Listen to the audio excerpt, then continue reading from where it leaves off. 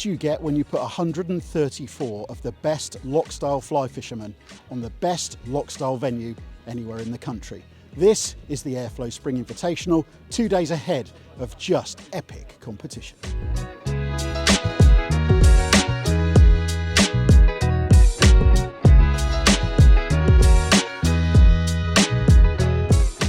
Top class field. It always is. This is the event. Everybody wants to win. You know, it's like, yeah. And there's some top teams out.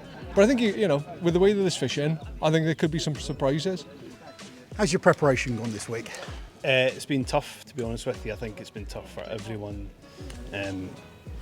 But as with every competition, when it's tough, some people have good days, some will have bad. Hopefully, we can have one or two guys in the team who do have good days, and hopefully try and be up in the mix for day one. But it's definitely going to be a 2-day match, I think.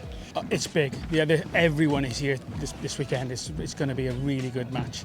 It's going to be really tough because the fish are in tight areas, so it'll be a little bit of boat dancing, so we say. But it's really good. The field's exceptional. Somebody always drops on them. Somebody's going to get lucky. You can't win it today, but you can certainly be out of it today. So you've got to put a performance together. Of course, the trophy went back to Scotland last year, Robert. Well, that's it. Yeah, hopefully it'll be us this time instead of the Minty Ospreys. We were really close last year. We just left ourselves a bit too much to do on day two, but we were £20 behind after day one, but we pulled it back to only £7 in the end. But you want to be there. You want to be on the money after the first day, and we've talked about that a lot. So we're hopefully going to push on a little bit. We won the autumn event here, so hopefully we can bring that form to carry through to today. We're just going to do what we've done last year, which is try our best and try and make every chance count. That's the main thing.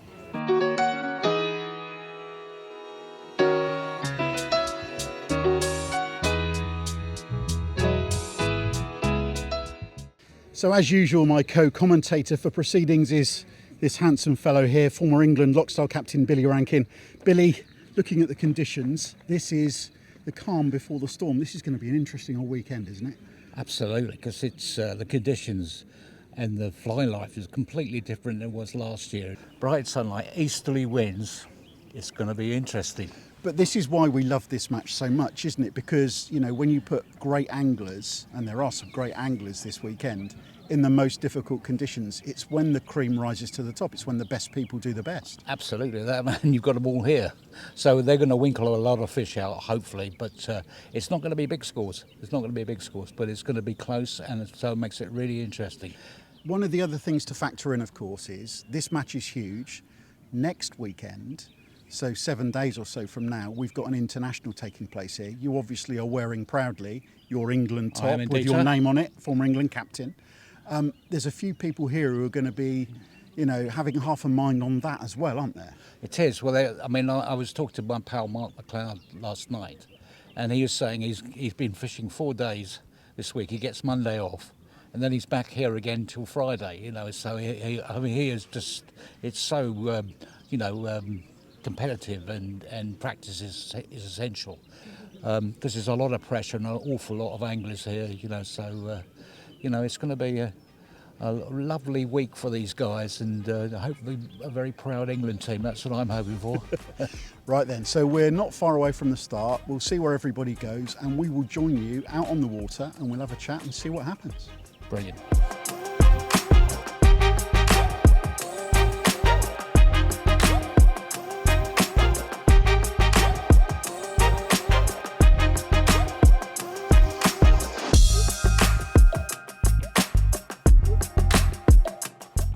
You know, sometimes our job's tough. Bright sunny day, calm Rutland Reservoir. What a stunning place to be.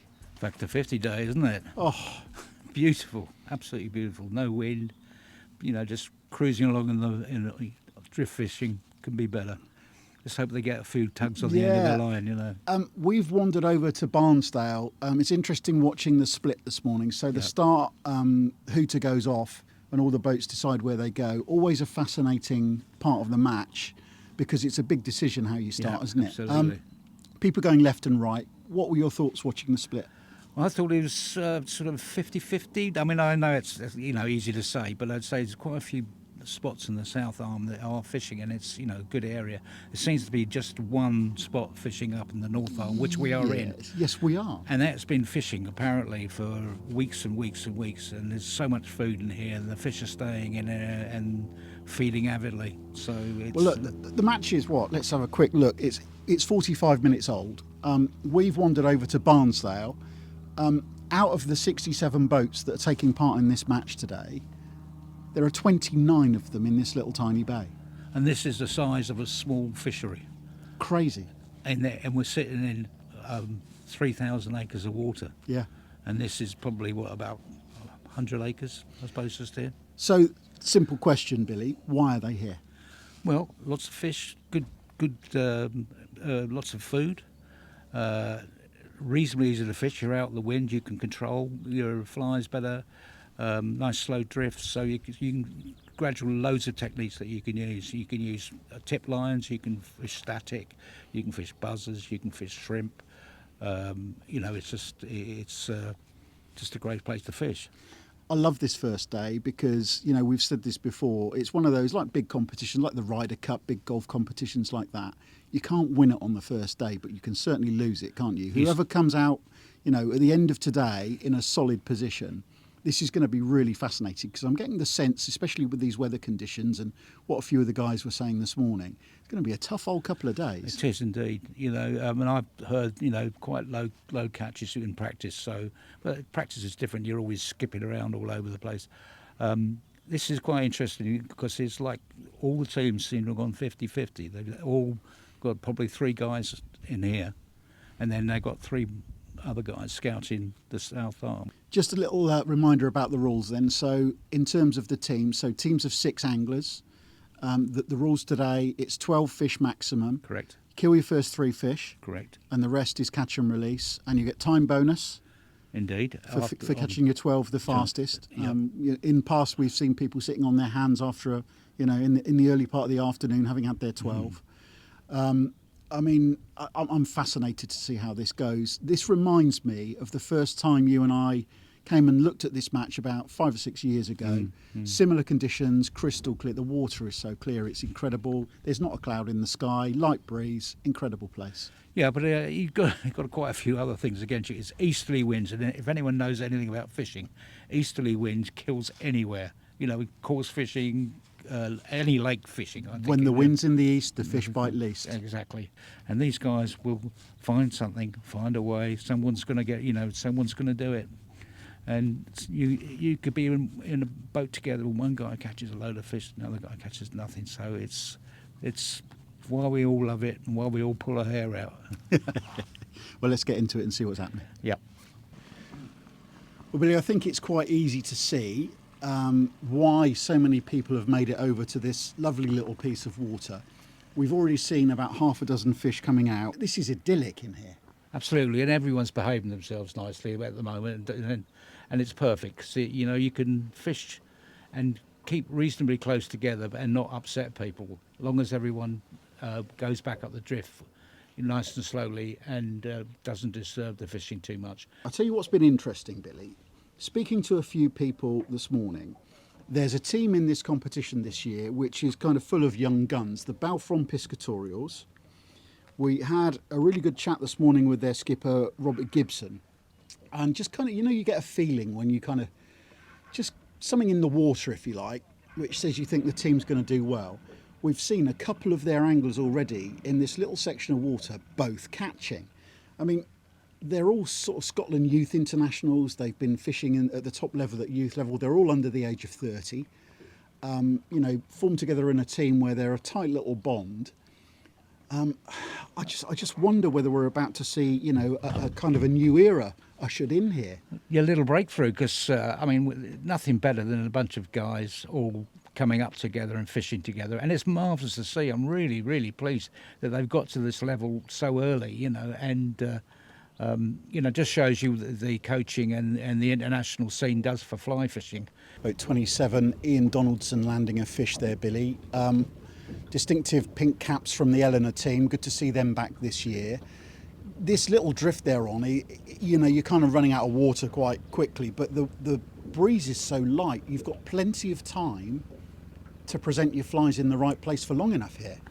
And keep control. That's the big thing. Is if there's too much wind or too little wind, sometimes it can be hard. But I say this is perfect conditions for being able to fish as you want to fish. So these guys have been practicing away, and they're obviously doing what they intended to do. There's no sort of anything getting in their way, and they're just fishing well and beautifully.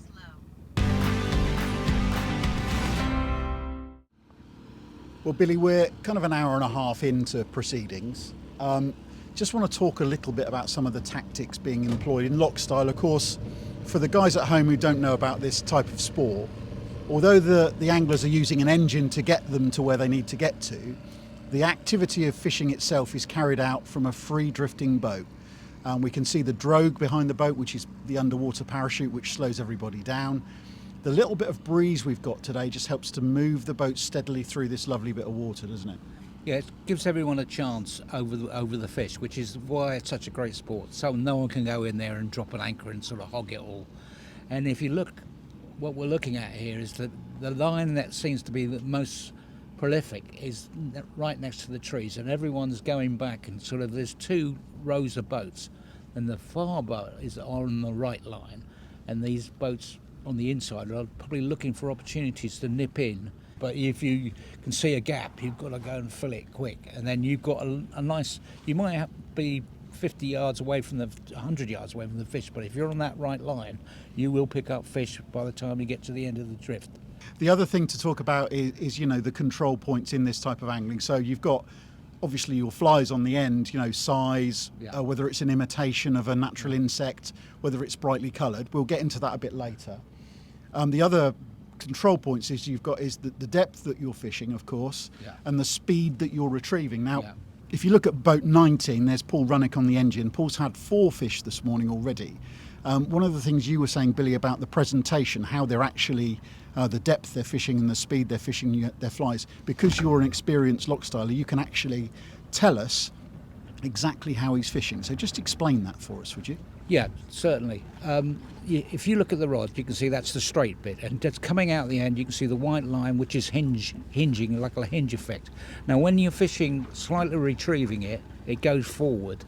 Now, if you're fishing completely static, it will go absolutely level, almost at right angles. Yeah, at right angles, 90 degrees. And if it's going behind you, you're fishing too slow. And but that's the way. And I can see what he's doing. He's fishing very slowly, but he's removing the flies and giving them occasional twitch. You can watch the end of the line, it jigs about a bit, that sort of thing. So it's like it's a live creature on the end, basically, exactly. A little shrimp or a buzzer or something like that. They all jig about, the buzzers and the shrimp particularly, a shooter, they move quite quickly. So, you give them, and also it induces takes. This is the other thing about this type of any type of fishing, to be honest, is solving that problem that the day creates for you, because every day's slightly different when we fish. And it's finding what they want, isn't it? It's finding, do they want it retrieved today? Do they want it completely static? Do you need to put colour on? Do I need to be 4 foot, 6 foot, 8 foot, 10 foot? Well, that's where you've got to keep but that's what practice is for. And you normally have a game plan, and you come out and stick to your game plan. If you're catching fish, you just got to stay that. They will come on and off. But if you've got that method that works, you mustn't. That's a lot of people make the mistake. They start chasing. They start chasing methods, and sometimes the fish actually just stop feeding, so you won't get anything. Well, Billy, we've had a little move away from Barnesdale. Loads of action over here. We're by the sailing club now, and completely over on the other side of the reservoir. Breeze is getting up a little bit. Seems a bit quieter, but we are still seeing fish coming out. What's your feeling about the way it's fishing today? Well, I think it's fishing quite well. A few guys that I know have just sort of come up and said they've on 5s and 6s. And I think this is the other side of Barnesdale. This is the other hotspot. Barnesdale's a hotspot. This is a hotspot. I think people who came in early did very well. And I think, what will happen now is that it'll slow down, and people who really know what they're doing would stay here and wait for them to come back on, and wait for other people to clear out. I'm sensing then because there's been hard practice taking place over the week preceding the event, and also lots of people practicing for next weekend's international, the fishing here will have seen a heck of a lot of flies. Oh, indeed, and it will slow down. And it, what I'm looking at is that this fishery is so hatch dependent now. If there's nothing hatching, nothing will happen. Yeah. But you still know there's fish there, and then there'll be 2 or 3 o'clock. They'll switch on for an hour, and you'll catch loads of fish. One of the people we have seen here in Boat 48, Russ Owen, I know how much it kind of hurt Russ and his team last year to finish second. Yeah. Of course, previous winners of the event. This is one of the great things about this, and one of the great frustrations. This event is so iconic and such an important part of the competition calendar, but only happens once a year. You know, when you've had those 2 days here at Rutland and things haven't gone your way and you know you've potentially missed out, you've got to wait 12 months for another chance. It's a tough one to have to take. Yeah, it is. The top guys, I mean, it hurts. I don't care. I always remember my wife saying to me, I was beating myself up. She said, well, you came first. Why are you beating yourself up? I said, I could have caught more fish, you know.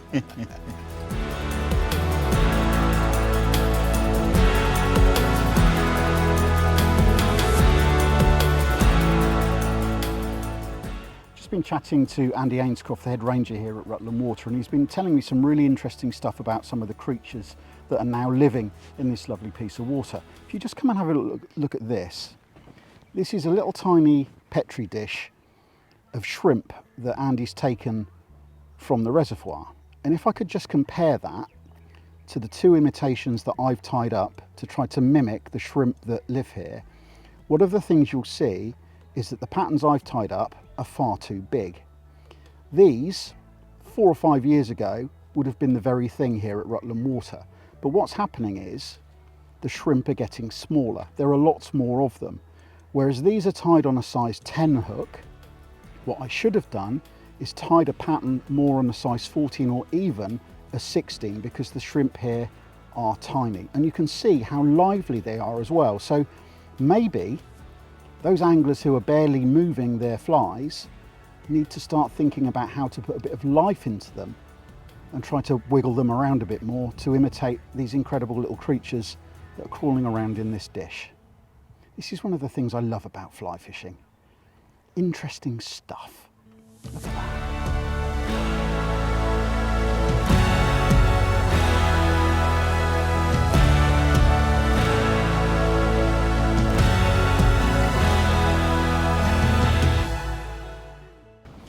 Well, Billy, we're in the afternoon session. We're actually heading towards, the final hour of competition. Interesting stuff over there on the bank with the shrimp and everything else. Fascinating ecology here at Rutland Water. And of course, what's happened today, where we saw everybody grouped together at Barnesdale and over in the sailing club a little bit earlier on, the field's spread out a bit, hasn't it? Absolutely. People go in little coves. It's that whole necessary run along the banks. So, it's like tree-lined banks are really good. All looks like the same tactics to me, all using tips, all twiddling. I'll tell you what we've not seen so far, which was something I expected us to see straight away in that afternoon session, is people sitting on their hands having had their 12 fish. We haven't seen it. It doesn't mean that hasn't happened somewhere else. Yeah, it's true. The best I've seen so far is over on boat number 15, Sean Hanlon from the Reservoir Dogs, man in the luminous green hat, has had 9 fish. We're looking at boat number 52 here, Billy. Derek Hessett from Team Fullingmill Tequila, who is on the engine, and then on the point, Gary Morris from the Reservoir Dogs. 9 fish apiece. That's a battle, isn't it? Oh, they're going to be. That'll be great fun, but it just shows you, doesn't it, how you can just spend a day working together and getting a good bag, building bags. That's a good bag today, I think. The nicest thing is I just shouted over to Derek to ask their totals, and he said 18 fish to the boat. Isn't that great? That's Well, great. isn't That's it? a share, isn't it? Yeah. Isn't that nice? How do you kind of finish off these last hours? You've been doing a lot of casting, tiring stuff. the brain must be going through, so many different permutations all day. So how do you keep strong for that last hour and a half? Well, if you've got 9 fish in the bag, that'll keep you pretty strong. You're going to go right to the last minute and try to eke those last few out. Well, look, let's see how this last little spell of the first day continues. We're going to sit here around here and drift around Yellowstone and have a little look around, and before we go in and see what the final weights are. Lovely.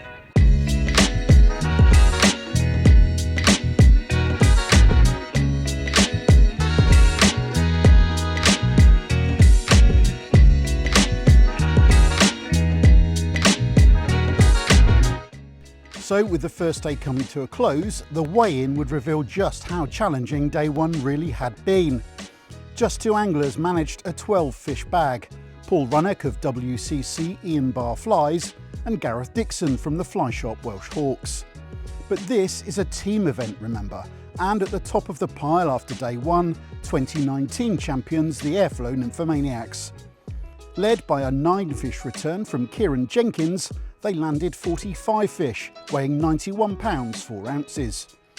In second place, those young guns from Scotland, the Balfron Piscatorials, with 43 fish for 88 pounds 10. The difference between the top two, just 2 pounds 10 ounces, which equates to 1 average-sized Rutland rainbow trout.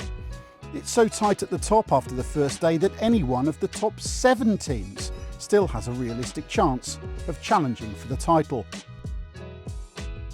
We've covered a lot of water and we've caught fish or seen fish caught from a lot of different spots, so you put those in the memory bank for tomorrow, and then we'll have a team debrief and work out what the percentage game is for tomorrow. Well, I got lucky really, found some fish in the week, add them to myself, and we got lucky, I say. What, I'm not asking you to give any tactical stuff away, but what do you feel was the sort of the edge that, maybe you've caught where others haven't? Calm water, and we had the place to ourselves. That was one of the big things, and took a gamble going up, up the arm, and it paid off. We were on the boat there, and that's what paid off really. And what's the feeling in the team? Because obviously 12 months ago, you were a bit disappointed. We thought we'd have a few more fish, but it was all there tomorrow. Wait and see. Hopefully we'll be in the mix. There's no doubting the class of the field fishing in this match. But you know what? Fishing always has the last word. It's been tough today. I get the feeling that a lot of fish have been lost. There are people who've taken part in the first day of this incredible event who are kind of wondering what on earth's gone on. I suppose at the end of the day, it's Rutland water that's had the last word, and we do it all again tomorrow.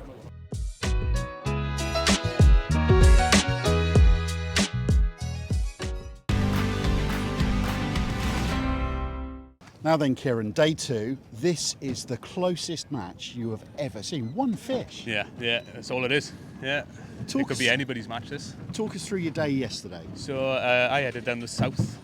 We sent a few boats in Barnesdale where we knew a lot of fish were, and I went down the south and bounced around the 6 marks that we had. Started off on berry butts and caught a few pretty quick, which was nice to get in the bag, and then just hit a few different marks and picked up a fish here, there and everywhere, and ended with 9. Which was a nice score for the team, so probably going to do the same again today. So coming into the second day, knowing how close it is, knowing what this is like, the level that you guys are all at, what's that going to be like? What's your approach today? Our approach today will be exactly the same. We'll do exactly what we did yesterday. The boys are all going to sort of go to the same areas, and we'll just fish exactly how we did, and hopefully we'll do the same thing. And there's no need to win today. We just need to go and hold position, hopefully, and just get another 30 to 40 bag fish between us, and I think that should be it. This gets the engine running a bit though, doesn't it? It does, yeah, it's great. Yeah. It was tough going. We grinded out. We put all eggs in one basket. A lot of the boats were in an area that's, it seems to be a 50-50 split between 2 areas, and we put all our eggs in one basket and it sort of delivered. But whether it'll deliver today is a different story. So we're going to spread the boats out a little bit more today and see if we can deliver again like we did yesterday. You realise the kind of significance of the achievement of being where you are in this competition after day 1. What would it mean to you guys to go one step further? And there's 1 fish in it. Well, yeah, it would be over the moon, but it's just a day's fishing again. There's no pressure. It's just go out and do your best and see what happens. Just found the fish in Barnesdale, which is somewhere that I like to fish, which, in my opinion, if you like to be there, it gives you a good omen to start with. So knew they were there, knew it was going to be a grind, knew there was going to be a lot of boats around. Just started from the back, got on the tree line, worked my way up, picked the fish up in the harder water as well at the mound end, which was a bonus. So when I got to the decent bit, and I made hay as well, and just literally just stuck at it, grinded away all day, just went a lot of time with not a lot going on, and then I'd get a couple of chances, couple of fish. I think I got to 7 and I lost 5 off in a row. Thought, what's going on here? But just got my head down and just battled it out, really. Just kept there, and I never wanted to leave there all day. I knew if I was going to catch him, it was going to be in there. So I just stuck to the plan, really. Stuck to my, never changed leader, never changed the fly, never changed retrieve. Just literally chucked it out and did the same thing all day. I'm sensing there's a real kind of level of excitement. The adrenaline's pumping on lots of the guys this morning. I mean, this is such a great match, isn't it? Oh yeah, it's great. It's like the last 2 or 3 years, it's been really, really good, and we've kind of just been a little bit lower down the table and maybe not got things right. And yesterday, everything kind of just lined up. We said 6 fish a man. We managed to get 2 9s and an 8, put us in the mix. It's always one on day 2, Andy. So day 2, here we go. Let's go out there, get the fish, and get that trophy back to the Reservoir Dogs, eh?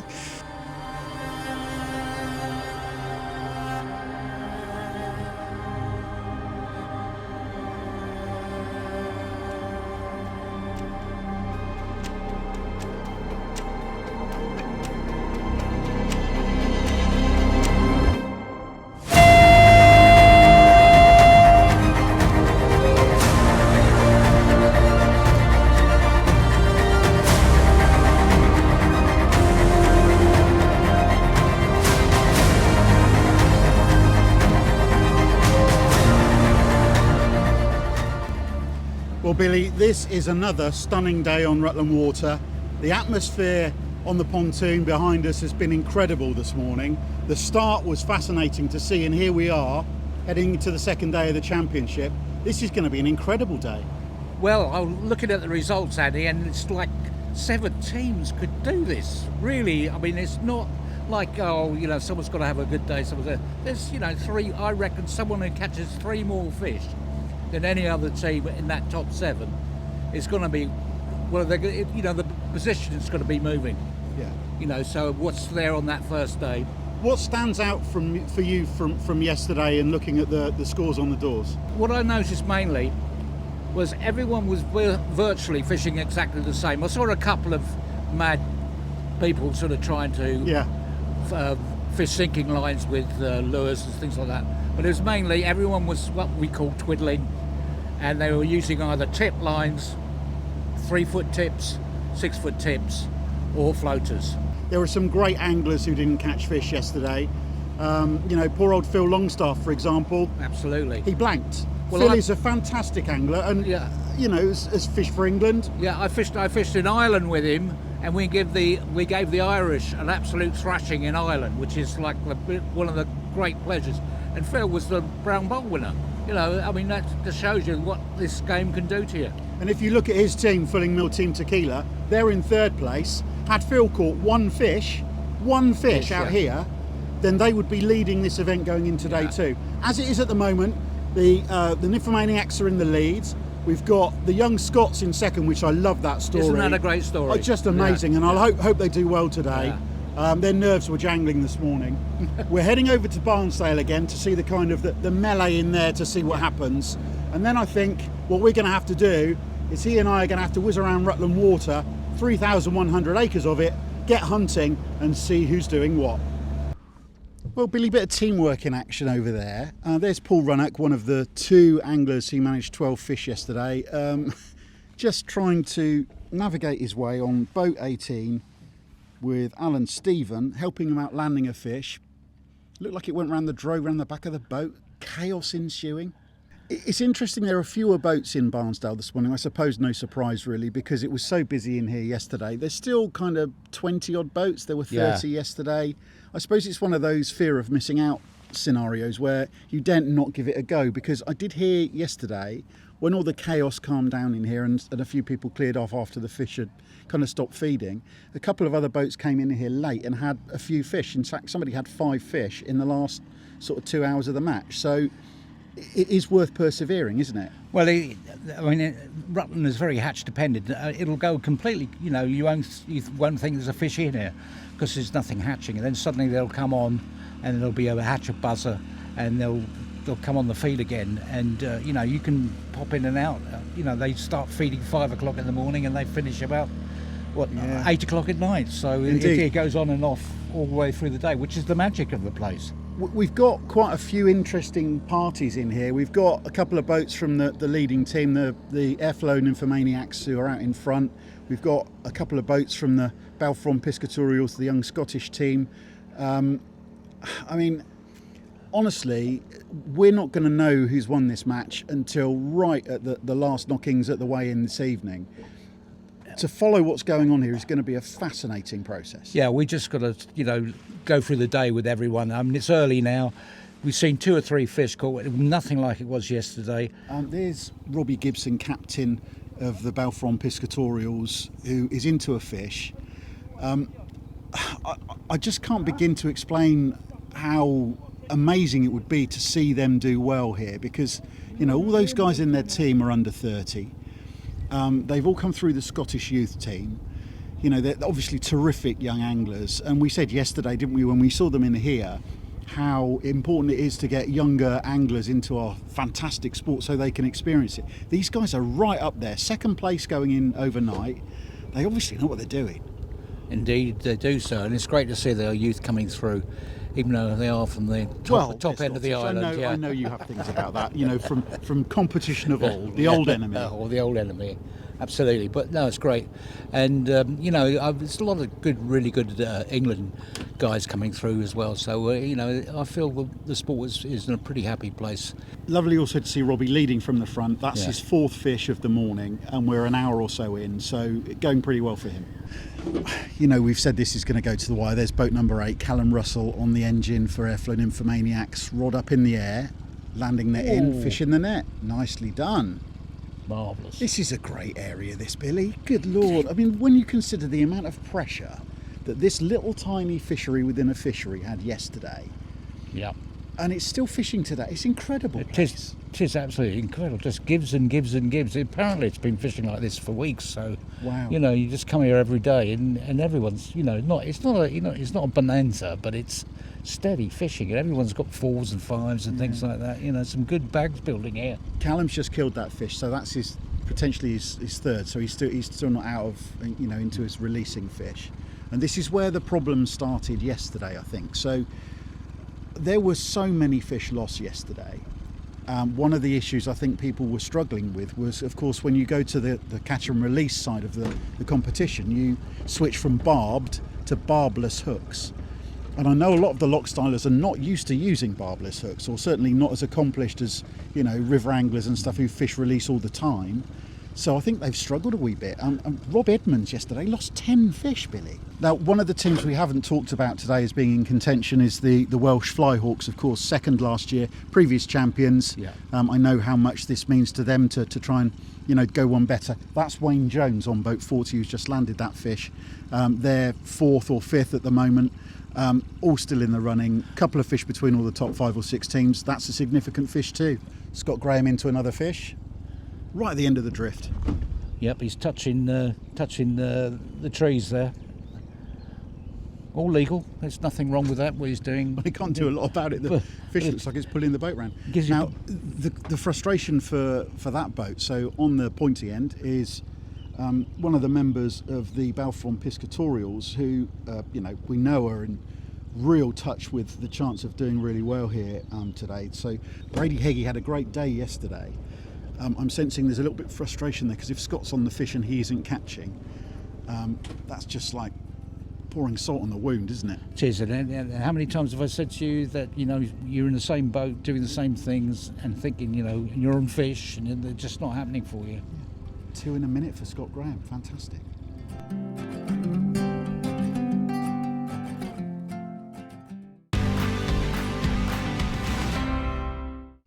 Well, Billy, we've steamed all the way down to the bottom end of Rutland Water. We're in a very famous location just next to Hideaway Bay, on the absolute limit of where the guys are allowed to fish. We found Toff Crowther of WCCE and Bar Flies.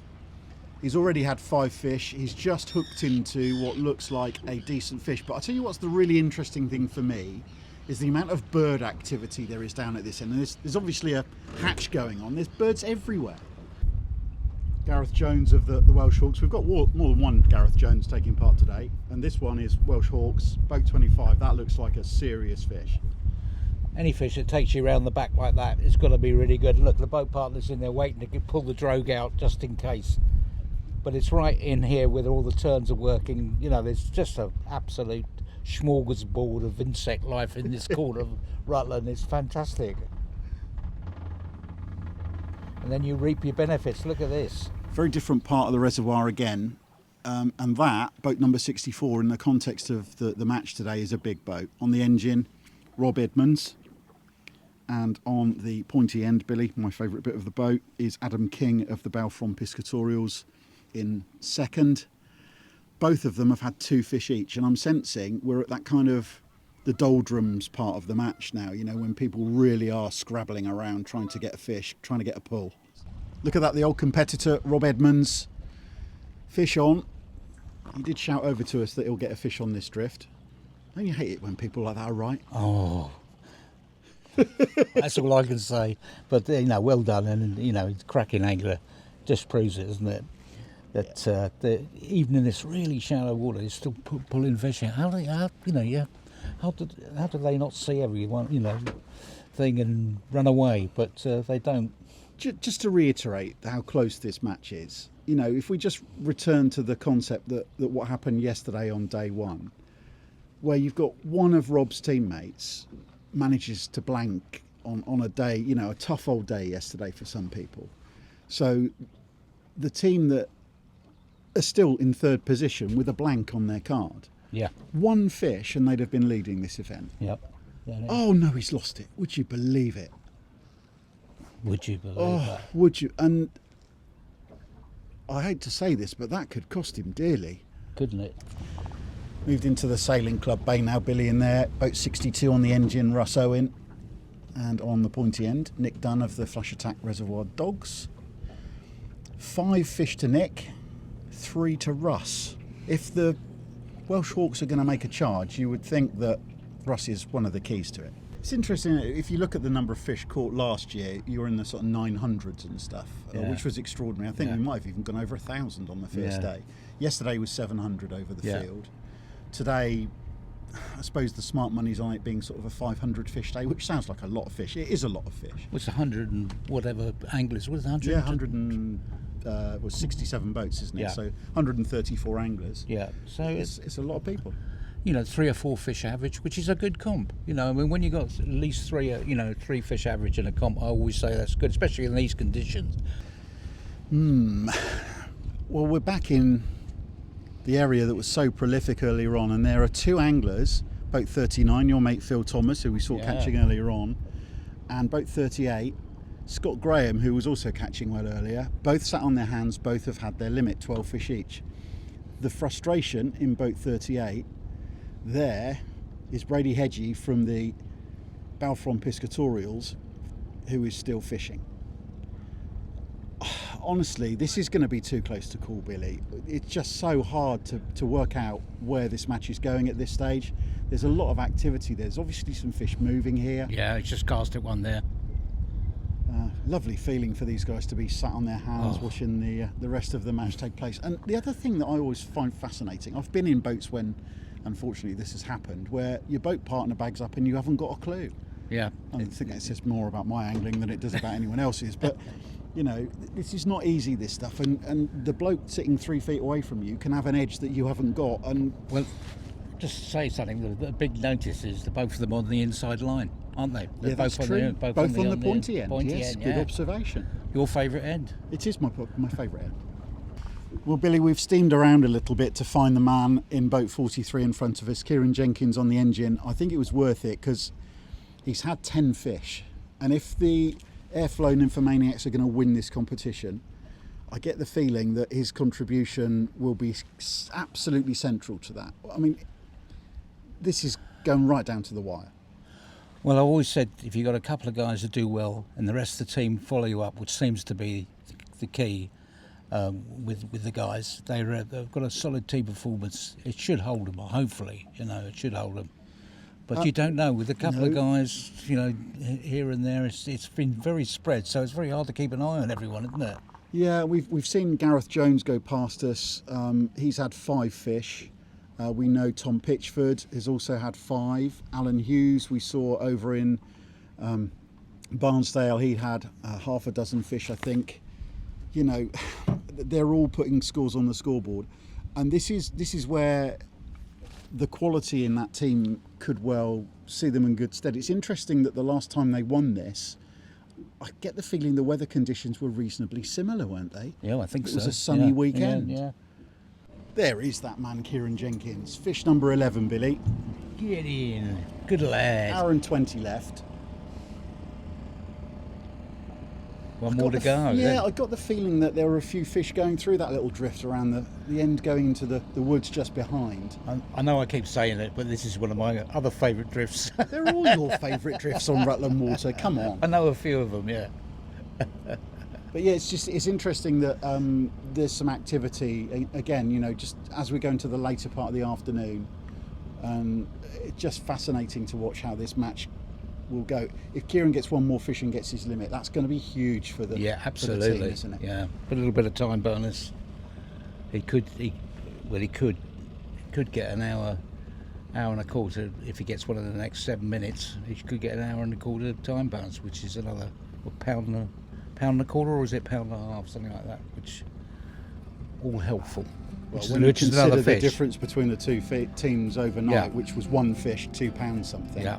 £2.10, I think it was. You know, that time bonus could be massive. Yeah.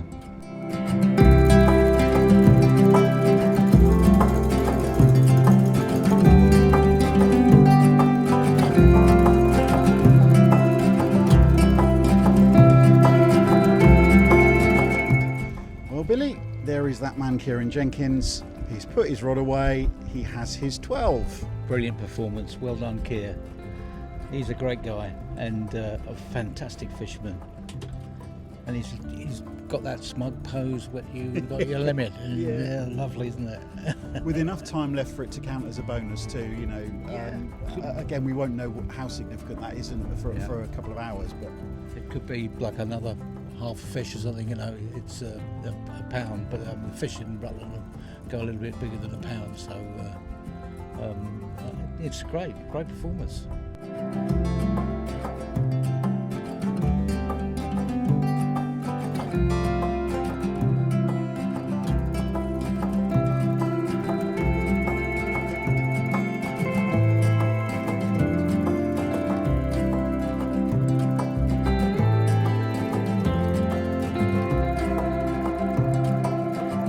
So that's it. The match is over for another year now. All the anglers can do and wait and see who's won it. The queue is forming for the weigh-in. I've heard call of about 3 or 4 bags, so 12 fish, a couple of 11s, a couple of 5s, and a few blanks.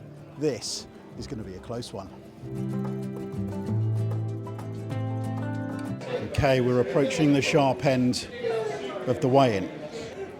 The captain of the Balfron Piscatorials, Robbie, heads up to the front of the queue. It's a good team return, but I fancy, well, we know that Kieran Jenkins has got a bag to put in of 12 fish with a little bit of a time bonus. It won't be enough to challenge the overnight leaders. Northern Drifters, who came into day 2 in 7th place, Scott Graham has had 12 fish for his bag with a massive time bonus because, as we saw Scott sitting on his hands, having caught all those fish earlier on, he finished at 1:30. So that means that the Northern Drifters have taken the lead. And since this is the match right here, here's Kieran Jenkins. Kieran Jenkins, 12 fish. Round of applause for Kieran. Oh, this is close. This is close. It's within a fish. It was within a fish overnight. It's within a fish again, and I don't think Chris Bobby's going to tell me who has taken the lead. It's within a single fish. Wow. So it was a great comeback by Northern Drifters there. Today they got 45 fish and were £12 ahead of anyone else. So overall champions with 86 fish weighing 176 pound 1, Airflo Nymphomaniacs. Hey!